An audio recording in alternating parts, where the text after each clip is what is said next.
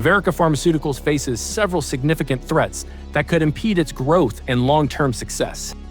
Chief among these are competition from both established pharmaceutical companies and compound pharmacies, regulatory hurdles, and external factors like economic and healthcare policy changes.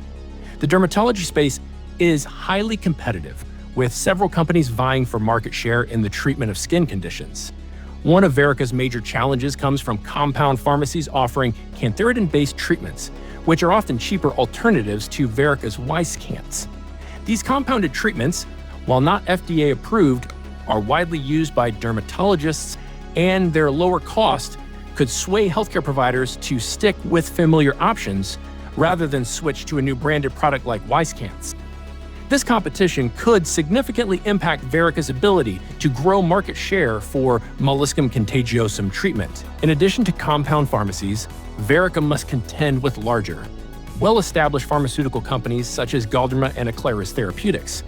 These companies possess more substantial resources for research, development, and marketing, enabling them to move faster and potentially introduce competing products into Aclaris Therapeutics, for example, also focuses on dermatology and has a strong R&D pipeline, which could pose a direct threat to Verrica's position. Verrica's success is closely tied to the FDA approval process, which is inherently risky and uncertain. The company already faced significant delays when Wisecant initially received a complete response letter from the FDA due to manufacturing issues.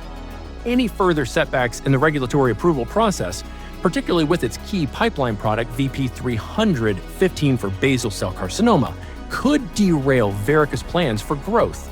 Additionally, the possibility of stricter regulatory requirements or changing FDA guidelines could add further delays and costs, especially for clinical stage companies like Verrica.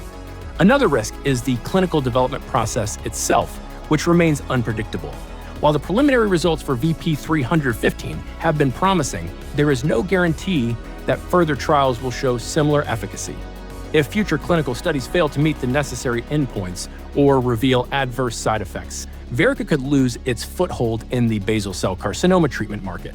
External economic factors and changes in healthcare policies could also pose threats to Verrica's business model. For instance, if healthcare budgets tighten or reimbursement policies shift, the ability for patients and healthcare providers to access and afford specialized treatments like Wisecant could diminish. Although the issuance of a permanent J-code helps streamline insurance reimbursement, delays in pre-authorizations still create barriers to market penetration. Any further complications with reimbursement policies could significantly hamper Wisecant sales, particularly if providers opt for more cost-effective treatments. The dermatology market is also subject to changing lifestyle trends. A growing emphasis on preventive care and skincare in the broader healthcare market may reduce the need for treatments aimed at specific conditions like molluscum contagiosum. If consumers shift toward preventive measures that lower the incidence of such conditions, the demand for Wisecant and similar products could decline. Additionally, advancements in digital health and telemedicine may alter how patients interact with dermatologists, which could either present opportunities or create challenges for traditional pharmaceutical treatments, depending on how Verrica adapts.